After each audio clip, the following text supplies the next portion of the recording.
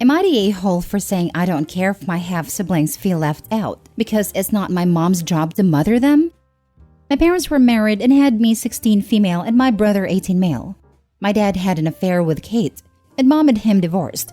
Ellie, 11 female, was the result of the affair, and Tommy, 9 male, was born when dad married Kate. A year later, Kate died.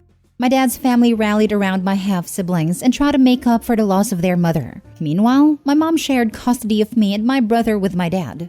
He had asked her to include Ellie and Tommy in her life after Kate died. It even told my brother and I a few times that they would be coming to mom's with us, and should be their mom now too. Mom never did take Ellie or Tommy into her home. I don't even think she's ever interacted with them. When I look back at moments where everyone was present, she was always one side with her family, and Dad was another with his and my half-siblings. Ellie and Tommy, as they have gotten older, have expressed all the emotions you might when you don't have a mom, but you sometimes share a home with kids who do. They get jealous, sad, frustrated. They have even asked for us to share mom with them. They have wanted to come along when they hear mom is taking us on vacation. They have wanted us all to spend Christmas together too. All kinds of stuff. They also have just dad's side of the family, since none of Kate's wants to be in their lives. Well, we have both sets of grandparents and aunts and uncles involved in our lives. A few times over the years, Dad, or my grandma or uncle, have asked me if I don't dislike that my mom wouldn't open her heart to kids who are part of my family. I always said no because they are not her kids, and so it doesn't make sense to me that she would. My dad wanted to try and get my half-siblings' wish to come true for a Christmas, where we're all together, which would include my brother and I and our mom. Mom said no. She did not engage with him beyond her no. Ellie and Dad then tried to get me to talk mom around, and I said no, and I told them I did not want to talk her around. Ellie got upset hearing that and left. Dad and my grandparents then cornered me later and asked me how can I say that when I know Ellie and Tommy feel left out and that they crave mothering. I told them I don't care if they feel left out because it's not my mom's job to mother them, and I would never expect her to do it. And since one can't be fixed without the other thing happening, as in them feeling left out can't be fixed unless they feel like they now have a mom in my mom, then I realized it's not going to happen. They told me my mom could, and should, have love for them as her children's siblings. I told them Dad should have thought about that before he cheated on her and got another woman pregnant while he was still married to mom. Am I the a-hole? Now for the top comments. I think the only a-holes are your father and any family member who put into those kids' heads when they are only 11 and 9 that your mother should have accepted and loved them as they were her own. I get you saying it to them, but you gotta understand that those kids have been brainwashed to believe your mother owed them something. Those kids need therapy and to be removed from your father's care because he's doing a lot of damage with his BS. I don't think either of those things will happen since my dad is the only parent they have left. Yeah, it's pretty sad that your dad is trying to absolve himself of guilt and responsibility by pushing a role onto your mom that she has no business in. I don't think he feels guilty. I'd say he doesn't see women as people, just caricatures of wife, mother, etc. That's why he doesn't understand that a woman he made a vow to, then burned and abandoned, wants nothing to do with helping him clean up the life he left her to have. In his mind, women take care of children and sad, desperate men. So now that his mistress/second wife died, he thinks his first wife should feel enough pity or compassion or whatever to take care of them all. But that's not how humans work. And until he sees her as a human with complex emotions, he will never stop trying the issue. That would require therapy, and OP has said that probably won't happen, so this will most likely continue. Not the whole OP. Therapy might be a good choice for you if you haven't already. This is a lot of weird and inappropriate pressure on you, and you deserve to have help navigating it. Not the whole. As much as I feel sorry for the kids who have no fault, they are the result of their father's affair. Your mom shouldn't be pressured to mother them precisely because they are the result of the affair. If your dad is so desperate for them to have mom, he should remarry. Affair or not, is wackadoo to think that your ex should somehow mother the children that you fathered with another woman. Even if they divorced amicably and then he met the mother of his other kids, it would still be a wild request. Next story. Am I the a-hole for telling my dad it's too late? My dad met his wife when I was 4. They became friends because they were single parents. Dad having lost his wife/my mom, and his wife because she had gone through a nasty divorce and it left her struggling. 2 years later, they became a couple. and started introducing both sets of kids. It was not a good transition. His wife's kids were close and wanted nothing to do with the new stepbrother. But we were often pushed to interact and I would be left on the outside. Sometimes they would run away from me and leave me behind in places, and other times they would just ignore my existence completely. It was tough. I often felt like I had nobody. Dad and his wife both knew, and I had to be told that it would be okay, but that was it. There were times her kids would tease me for having no mom, and would tell me nobody wanted me, and I should run away. I was never accepted into their sibling group, and they moved out and eventually just stopped talking to me at all. I'm 19 now, and my girlfriend and I have a 6-month-old daughter. My dad apparently did not like that they were not willing to interact with my daughter, did not want to include her, and had not told their kids about their new cousin. He told his wife it bothered him and about her being left out. They argued and he moved out. He then came to me to tell me what happened, and I told him it was too late for that. That he knew they treated me that way, but he'd rather have someone in his bed. I asked him if he really thought I'd find it amazing that he'd do that now, when he didn't do it when I needed him. I said I would never have exposed my daughter to them, so he could have not blown up his marriage, and he called me ungrateful. Am I the a-hole? Not the a-hole. They weren't there to support you emotionally, and apparently were abusive, so extremely entitled for them to expect and demand attention. He flat out told you he chose the new wife to be in his bed over you. Now he gets to lay in the mess he made. Not the a-hole. The cynical side of my brain thinks your dad was already thinking of leaving them and thought this was the perfect excuse to do so and win brownie points with you at the same time. I find it very doubtful that he just suddenly grew a conscience about the treatment you have received for decades. Good on you for having a spine and calling him out on his behavior. My cynical side concurs and adds that is likely because he only really realized after the divorce that his stepchildren never really cared for him either. After they told him to GTFO because it's not their kid's grandfather after he tried to visit. Strong vibes of doing the bare minimum while expecting effusions of gratitude here. Your dad never tried to create a smooth transition towards blended family. He knew how abandoned and alone you felt. He let the situation go on because what mattered most was not being single anymore, not your well-being and feeling accepted and loved in your own home, which is basically a child's only/principal safe space. You can't go Pikachu face when the step-siblings, who were never interested in you, are still not interested in you or in your kid. And you can't go Pikachu face because you don't care that, now that you're an adult, that you don't care either about them.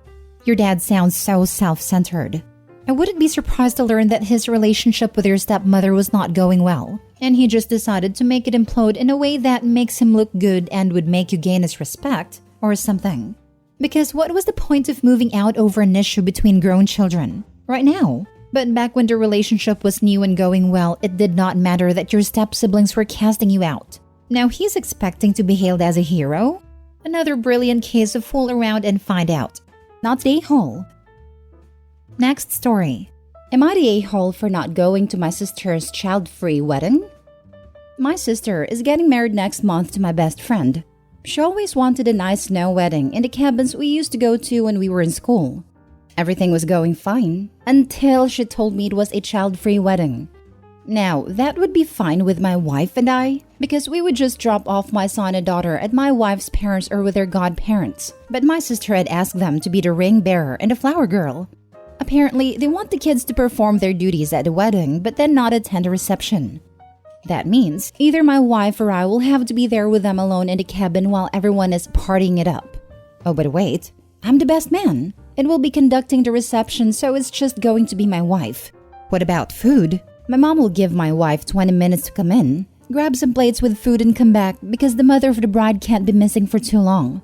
So, they expect me to abandon my wife with our kids who are under the age of 7 in a tiny cabin that is not child-proof, where the source of heat is a fireplace and there is barely any cell signal. This is the day after driving for 7 hours with said kids. Not only do I think this is not a safe idea, considering it would be the middle of winter. My wife has never been to these cabins. It's not just the lack of ability to properly communicate, but also I think it's incredibly rude to invite someone to a destination wedding where they are not allowed to attend a wedding. Although my wife says she can manage, as she's really gullible sometimes and is a little bit of a people pleaser, I refuse. She's not being treated like a guest, but as the babysitter for the ring bearer and flower girl. I try to talk to my sister and the a-hole I call my best friend, who always preaches about being there for friends, loyalty and whatnot, but they're not conceding or willing to compromise.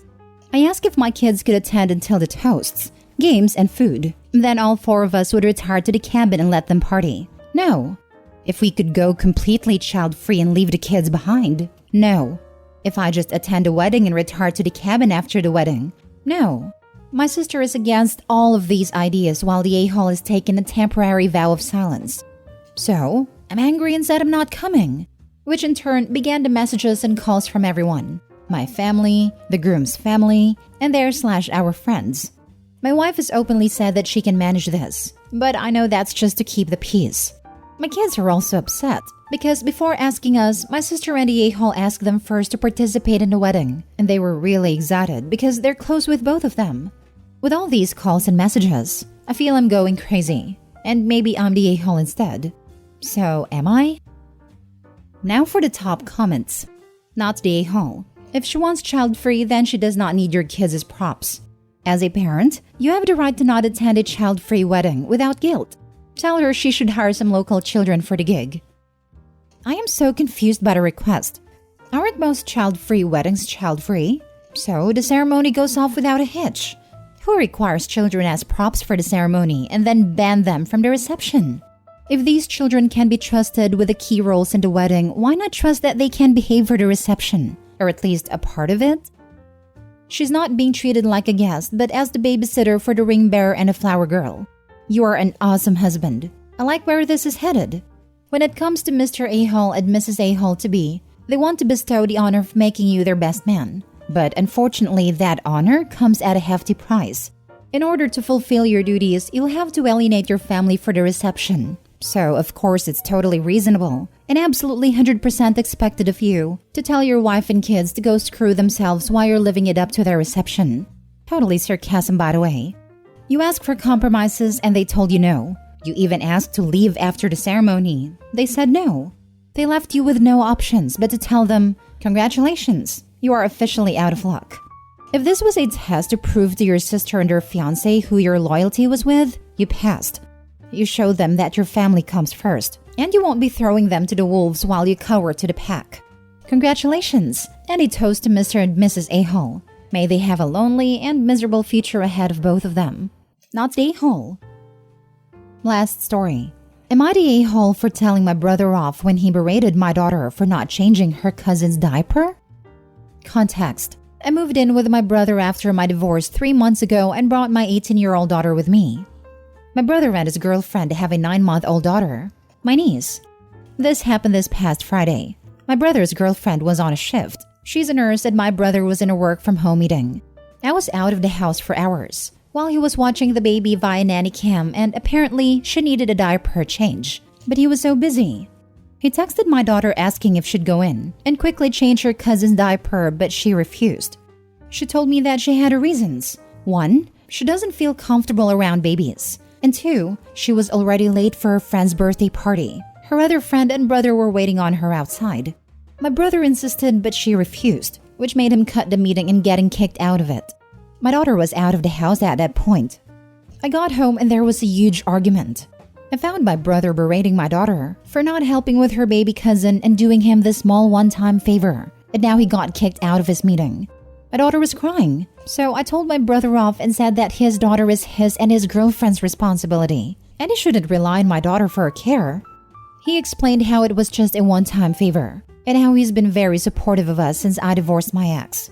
But I told him that is not an excuse to force my daughter to do what she didn't feel comfortable with. His girlfriend got involved and called me an ungrateful a-hole and told us we have 2 weeks to move out. I tried to speak to my brother about his girlfriend's decision, but he shut me off saying I was in the wrong for telling him off, instead of holding my daughter accountable for the lack of support. Your brother is responsible for taking care of his daughter. OP is responsible for providing housing for himself and his daughter. When someone is doing you a big favor, it might be wise to reciprocate with small favors. My grandma used to say with regard to arguments with family, do you want to be right or do you want to be happy? Sometimes those things don't coincide. I say something similar regarding driving. Do you want to be right or do you want to be hit?